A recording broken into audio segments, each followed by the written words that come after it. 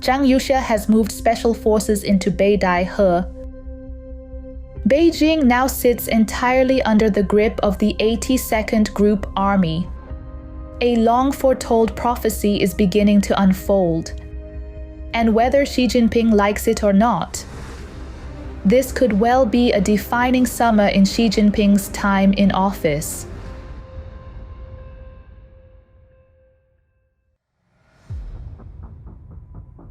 Welcome back to Final War with Katherine Hu. Over the past few episodes, we've tracked the summer's high-stakes power struggle at the very top of Beijing's leadership. In our last program, we examined General Liu Yuan's dramatic return to the capital, and how his forces joined with those of General Zhang Youxia to form an inside-outside pincer around the center of power. Today, we turn to the most decisive piece on this political chessboard: the movements of Zhang Youxia's troops. In a contest like this, the military's maneuvers aren't just ballast in the balance of power. They could be the last decisive card that changes the game entirely.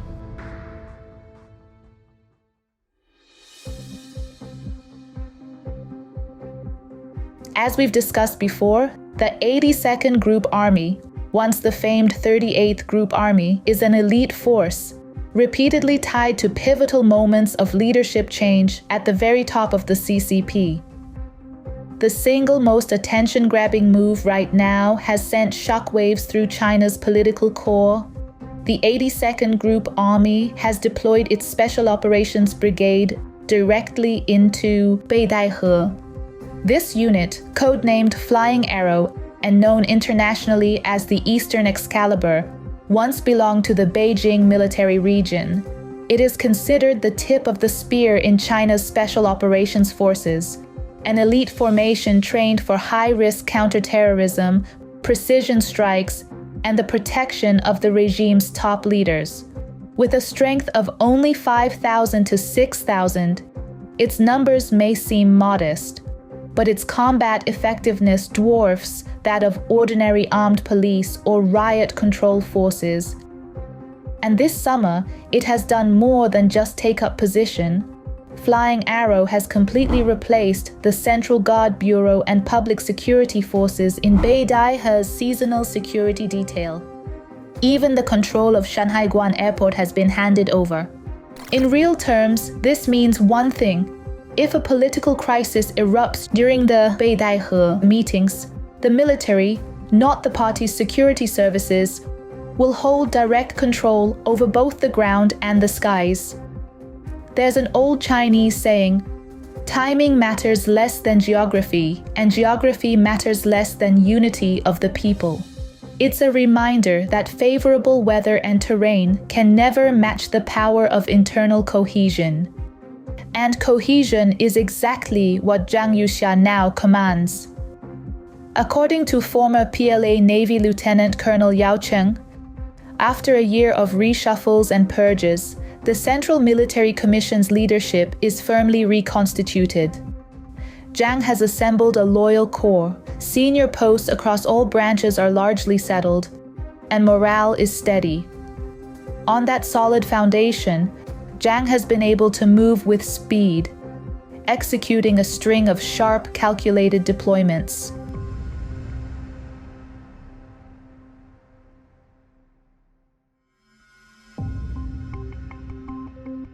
Just a month ago, in early July, Beijing witnessed a scene almost unheard of in peacetime. Mysterious tanks and armored vehicles, camouflaged for concealment, rumbled down Chang'an Avenue. It was a sight that raised eyebrows far beyond the capital.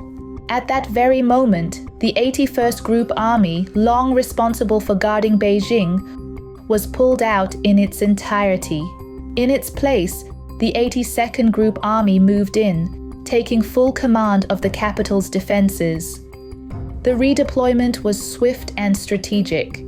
The 82nd's Heavy Armor Brigade dug in at Changping in the north, while the 196th Brigade took positions in Fengtai to the south. locking the capital in a north-south pincer. Other units spread out to Beidaihe, Shijiazhuang, and Handan, forming a multi-layered ring of steel around Beijing. Such sweeping troop movements are almost without precedent in peacetime China. And then came the next revelation. Reports indicated that the entire area within Beijing's Third Ring Road would be under martial law for 2 full weeks, far longer than any security window for a parade. The implication was clear. This was not just preparation for the September 3rd military parade.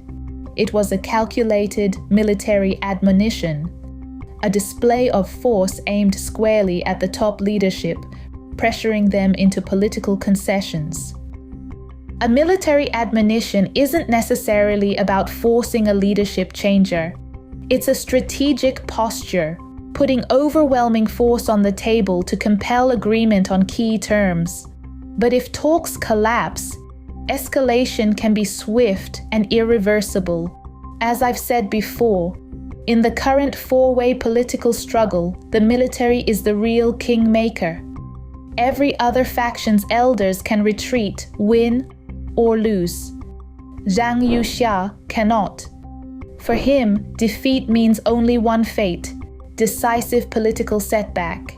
And so, even if Zhang never wanted to meddle in party politics, reality now forces him to be the man who decides Xi Jinping's fate. As this storm hurtles toward an inevitable showdown, the people closest to Xi Jinping keep falling, one after another.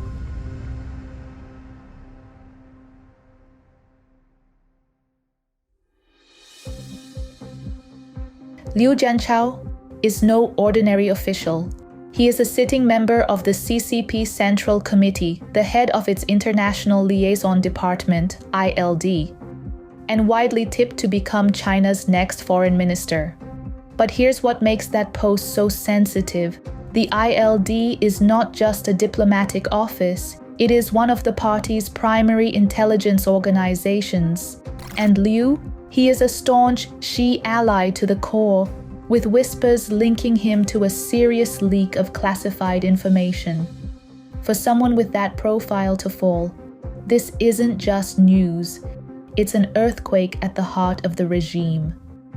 The Wall Street Journal broke the story, citing insiders who say that in late July, after wrapping up an overseas official trip and returning to Beijing, Liu Jianchao was quietly taken away. The sources could not confirm why, and that silence has only deepened the mystery. Reuters quickly followed up, citing 5 people with direct knowledge of the matter. They revealed that Liu Jianchao was taken in for questioning in early August, detained on July 30th, immediately after returning from visits to Singapore, South Africa, and Algeria. 2 of those sources added another detail. In the days that followed, Chinese authorities searched his residence. The story rocketed to the top of headlines worldwide because Liu Jianchao's profile carries 3 layers of political sensitivity. First, he is a hardline Xi loyalist. A career diplomat by training, Liu was handpicked by Xi Jinping in 2015 to cross over into anti-corruption work. He was appointed Deputy Director of the Bureau for Corruption Prevention, a vice-ministerial post, and concurrently head of the CCDI's International Cooperation Bureau. That role made him the top commander of Xi's overseas fox hunt campaign, the man directly running Beijing's overseas operations. In April 2017, after scoring major fox hunt successes, Liu was promoted to Xi's political stronghold of Zhejiang as provincial discipline chief and head of the Supervisory Commission. By March 2018, he had risen again, this time into the very nerve center of China's foreign policy, becoming Deputy Director and Party Secretary of the General Office of the Central Foreign Affairs Commission, personally chaired by Xi Jinping. And by May 2022, Liu had entered the Central Committee itself, taking the helm of the International Liaison Department. Clearly, this is the sudden takedown of a core Xi loyalist from within China's diplomatic elite, and that alone makes it explosive. Second, his position put him at the heart of the CCP's intelligence apparatus. The International Liaison Department is not just a diplomatic channel, it is the party's primary intelligence organ within its own hierarchy. Liu's resume spans 3 power centers: diplomacy, party discipline, and intelligence. That means he has handled both the polished, public-facing work and the covert, off-the-books operations the regime will never admit to. A profile like that is anything but ordinary. Third, he was widely seen as China's next foreign minister.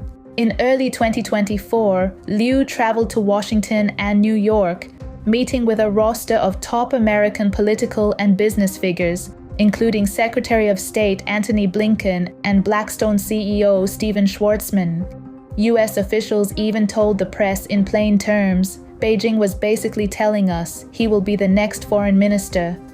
For now, we can't say for certain what lit the fuse in Liu Jianchao's case.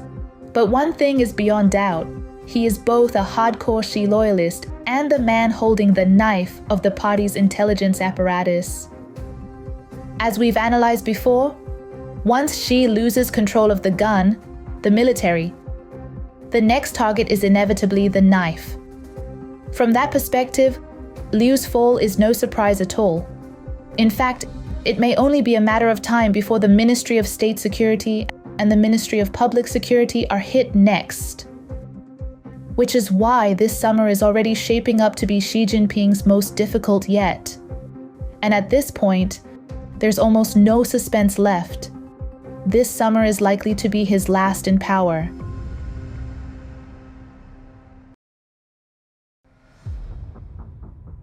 At one point, there was a plan widely discussed both inside and outside the military that would allow Xi Jinping to step down with dignity.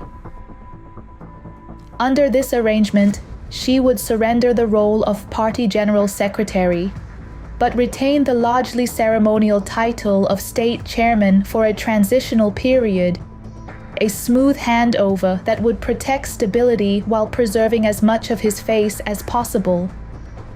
But after wavering several times, Xi has reversed himself yet again. He now refuses to step aside voluntarily, and his stance has hardened. For Zhang Youxia and the party elders, patience is wearing dangerously thin. According to insider accounts, all sides have reached a temporary consensus.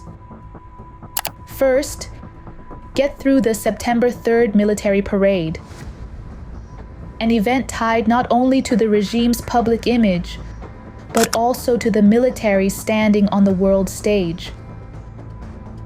But the moment the parade is over, Beijing's power struggle could shift instantly into an open showdown. If Xi still refuses to cooperate, he could be pressured to step aside. If he continues to resist, he could face political or legal consequences. By all accounts, the patience of both the party's elders and the military's top leadership has reached its limit. Some viewers may be wondering, based on everything we've analyzed so far, hasn't Xi Jinping already lost the power to control China's political machinery? So what leverage does he still have that allows him to stall, refusing to step down with dignity? Yes, Xi has lost his core grip on power. But that doesn't mean he's without leverage. His biggest and most dangerous card is this: the potential shift of the party's era.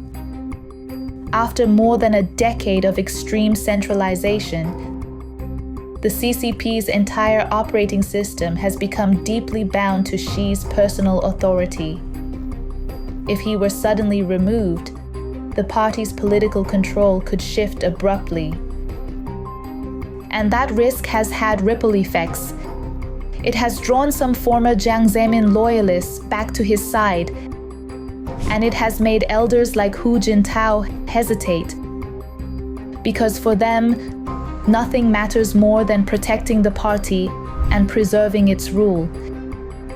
And that too is a card she knows he can play.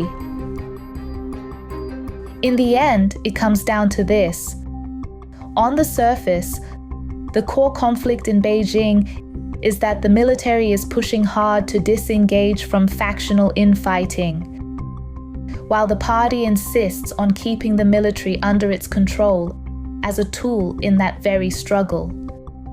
But beneath that lies an even sharper question: whether China should continue under its current governing party. This summer may well be more than Xi Jinping's final summer in office. It could mark a turning point in the party's governance in China.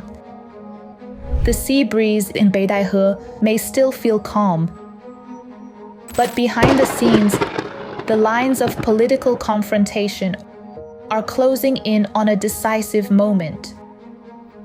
The September 3rd military parade could become a defining point in Xi Jinping's political journey.